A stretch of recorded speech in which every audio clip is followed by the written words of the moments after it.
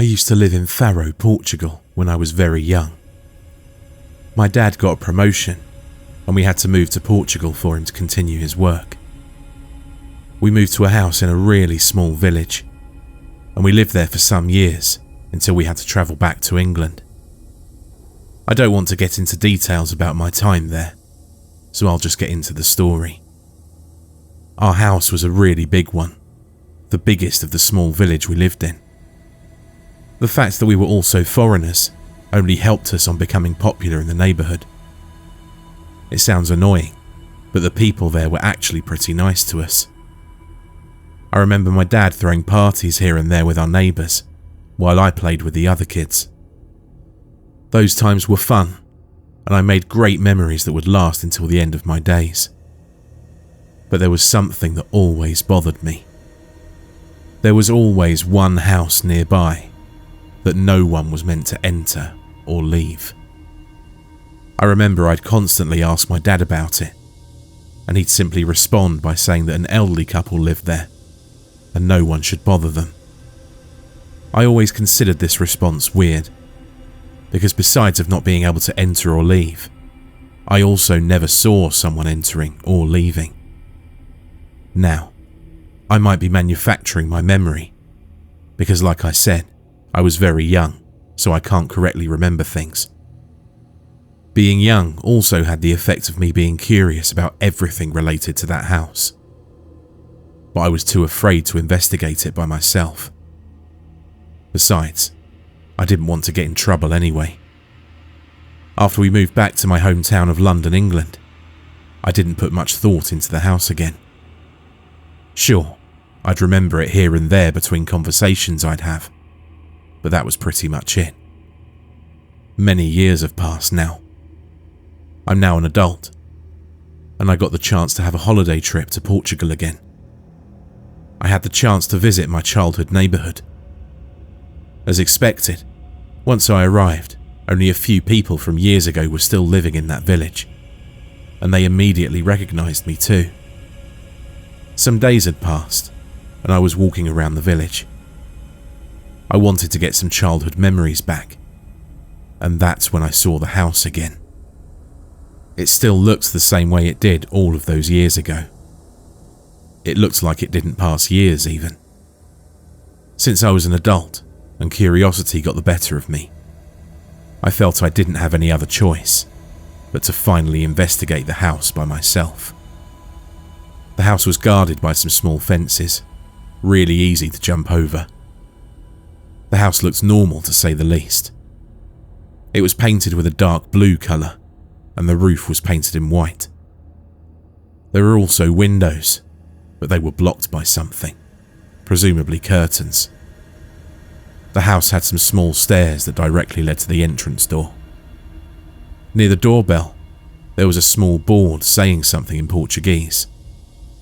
Now, I'm not a Portuguese native speaker, so the following translation might be wrong, but I think it said something along the lines of, "Antunes is our name, and God will always protect it." The Antunes word sounded a lot like a family name, or at least I assumed to be a family name, since I've never heard that word being used as a common word. Like I said, I'm not an expert on the Portuguese language, so I couldn't really tell. But for some reason, that name reminded me of something. I couldn't exactly tell what, but it gave me a weird feeling. I wish I could describe what that feeling was, but even I couldn't understand what it was. I decided to ignore it and move on. Not knowing if the old couple were still living in the house, I knocked at the wooden door. Nothing. There was no response. So I decided to knock again. No response. For some reason, something inside me told me to try the door handle. And that's when I noticed the door was open. So this house was really abandoned. Not surprised, since it's been years, and I believe the couple are probably dead at this point. Or so I thought. But why is this door open? I don't know what happens to abandoned houses, but I'm pretty sure they don't leave the entrance door open. I thought there'd be something blocking the door, but no. It opened, and it showed a really dark room. The light from outside could barely show what was inside. I thought it was strange, but nothing to be concerned about. I entered the house and closed the door behind me. The room was very dark, so I took out my phone and activated a night vision function on my phone's camera. I downloaded one of those night vision apps for my phone, just in case I really needed it. I quickly noticed that I was in some sort of hallway, and I also quickly noticed that there was nothing in it. Did the couple move away? I started walking with this question in my head, but I quickly brushed it off as I noticed 3 doors and a staircase. You could see that the building had 2 floors from the outside, so I wasn't surprised. I decided I should investigate the ground floor first before going up the stairs, and so I turned to the door that was closest to me.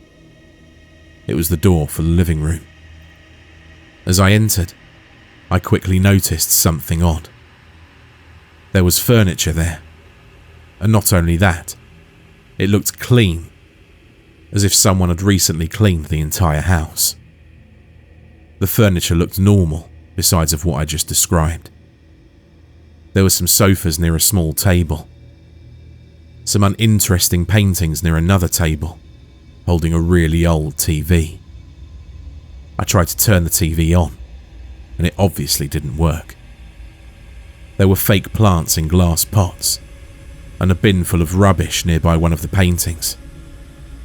Besides that, there was nothing out of the ordinary. It seemed too normal, and so I didn't think much of it. I immediately left the room and went back to the hallway. I went to the second door. It led to the kitchen, and when I entered, I got surprised. Unlike the living room, there was nothing in it. Not a single piece of furniture. I could tell it was a kitchen because it had one of those old ovens. The floor looked as clean as the furniture from the other room. Now, this was certainly weird. Why would there be furniture in the living room, but nothing in the kitchen? Was this house really abandoned? The darkness didn't help me either, and that's when I realized something. This house had no windows, not a single one. Which was weird, because like how I mentioned earlier, there were windows from the outside of the house. What on earth? I asked myself. I still didn't think that something was horribly wrong with the house, but it was here when I started to feel creeped out by it. I wanted to leave, but curiosity got the better of me, and I knew that if I left the house right then and there, I wouldn't be able to stop thinking about it.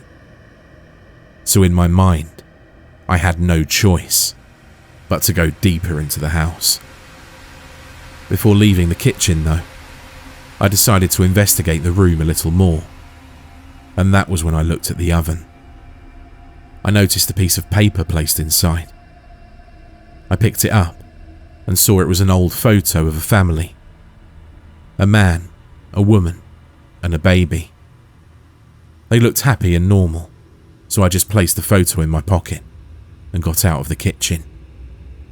Before leaving, I stared at the baby for a while. He seemed so familiar.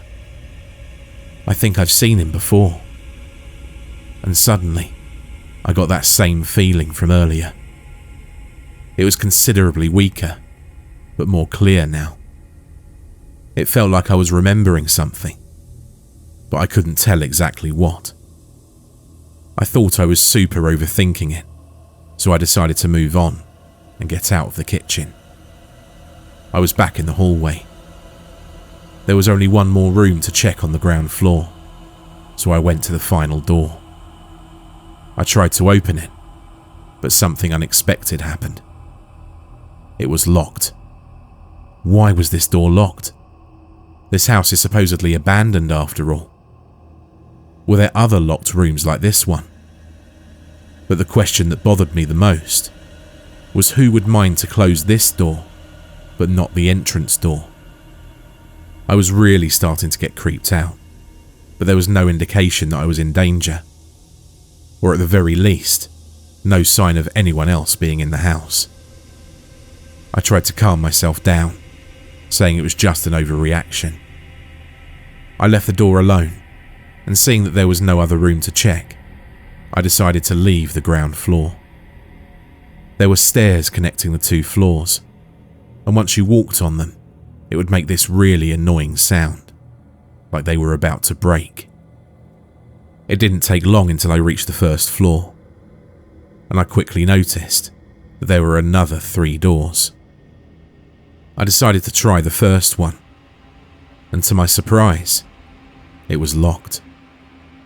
But unlike the first locked door, this one felt different. It wasn't normally locked, and I could tell that because the door didn't even move, like it was glued to the wall. Those questions from minutes ago came back to my mind, and once again, I was asking questions like, who would close this? And more importantly, why? I just assumed these doors were closed off before the previous owners moved away, and tried to move on without thinking that much about it. I tried the second door, and this one actually opened. It was a bedroom. However, unlike the earlier rooms I investigated, this one looked ruined by time. There was an unmade bed, with female dresses all over it. Not only that, but there was a broken lamp on the floor, and paintings were all over the place. I should have been questioning this once I investigated the kitchen. But was this house really abandoned? What's the meaning behind the well-decorated living room, the kitchen without a single bit of furniture, and now this? One thing's for sure. Whoever did this, did it on purpose. But why? As I was asking these questions, I noticed something on the top of the bed. It was another old photo. I picked it up to see what it was, only to find the exact same photo that I found in the kitchen, but with a noticeable difference. The baby was now gone. The man and the woman still had the same expression, but the baby was nowhere to be seen. I didn't think much of the first photo, but I decided to think about it. Assuming an old couple lived here, this photo might be of both of them. So they must have had a baby. It was the only logical explanation. I grabbed the earlier photo and stared at the baby again, more closely this time. I could swear I've seen him before. He seemed so familiar, but I couldn't put my finger on it. This might sound like I'm overreacting, and I admit I might have been, but honestly I couldn't control myself. I was really curious, even if I was a bit creeped out. There was nothing else in the room, so I just decided to leave and check out the final room. I slowly opened the final door, only to be presented with a baby's room. So, I was right about things after all. The room looked like normal. The only things missing were child toys and plushies from what I could see. There was a crib in the middle of the room, and when I looked at it, it was full of baby clothing. Fitting, I suppose. But there was something odd about the room. There was dust around weird spots. Like if something was at that spot for a really long time, but then someone moved that thing to another spot, and the only thing that remained was dust around it. I can't even explain what it looked like. I was confused. So let's just assume that dust was around weird places, and places that it shouldn't be. At that point, I'd had enough, and I wanted to go home. But before leaving, I glanced around the room one final time and got the same feeling from earlier, from when I found the first photo, but this time it was stronger. I remembered having a room like this one. No, I definitely had slept in a room identical to this at one point. I just remember sleeping here. Suddenly, I snapped back to reality and turned away from the room. As I left, I looked at the first floor's hallways and noticed something scary. The door that was previously locked was now opened. Now I was freaking out. How that door opened on its own is beyond me. I didn't hear anything or anyone opening it, which made it worse. My body was screaming at me to just run away, because that was the perfect indicator that someone was inside the house, and I should get out as fast as I could.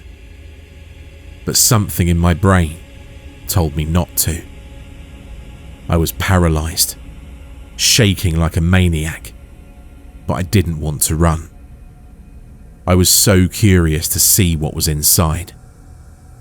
After what felt like hours of just standing there, shaking in fear, I finally gained the bravery to go inside.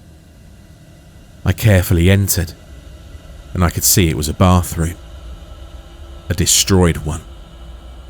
The sink and the toilet were broken. There were towels all over the floor. The small mirror was broken, and the bathtub was draining water, like if something was stopping the water from flowing through the drain. Besides that, there was nothing out of the ordinary. It was just an abandoned bathroom. There was no indication of someone being inside the room, and that was the scariest part. No one, besides me, seemed to be in the house. I knew I had to get out of this house right away. But when I turned away, I heard a noise. It sounded like a metallic object hitting another one. I turned around, only to find that something had fallen into the sink. I looked at what it was, and it was a key. Where this key came from was beyond me. And at this point, I just wanted to leave before whatever was out there got me. But then I remembered the locked door from the ground floor and thought the key would maybe open that door. I was so scared to open it, but I put the key in the keyhole and noticed it was a perfect match. I opened the door, and it revealed itself to be a closet.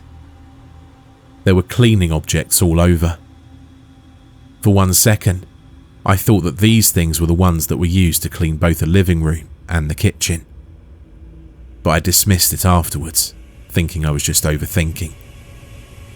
Those weren't the only things in there though. I noticed there were child toys in it as well. There were 5 toys. A small blue bike, a duck plushie with a black hat, a red dinosaur, a big white teddy bear, and a big orange racing car. It only took a few seconds for me to recognize those toys. They were mine. They looked identical to the same toys I owned when I lived in this village, from top to bottom. Those were mine, and there's no other words to describe it. I was shocked. What were these doing here? I wasn't scared for some reason. This time, I was just shocked. Are these the toys meant to be in the baby's room? Why do they look exactly like the ones I used to play with? No, something was definitely wrong. Then I remembered the dust. Someone had moved these toys to the closet, and I'm damn sure about it. Whoever did it definitely knew who I was, and I didn't doubt about it. As much as I was overwhelmed by shock, my attention quickly changed to something else. There was one more item in the closet. It was a box. a small yellow box with green letters spelling Memorias, which translates to the word memories. Curiosity got the better of me, and I decided to check the contents of the box. There was a photo inside. I was expecting it to be a photo like the last ones, but it was something more disturbing than that. It was a photo of me as a young child, from all those years ago. It was a picture of me, playing football with my old friends at the time. The camera was focused on me only, and not on the other kids. The perspective looked weird, but that's when I noticed that this photo was taken at the front door of the house I'm currently in. I looked at the back of the photo. There was text written in small blue letters that translated to something along the lines of, "Our baby has grown up so fast. Thank you, God." When I read that, I realised that I shouldn't be fooling around in that godforsaken house anymore.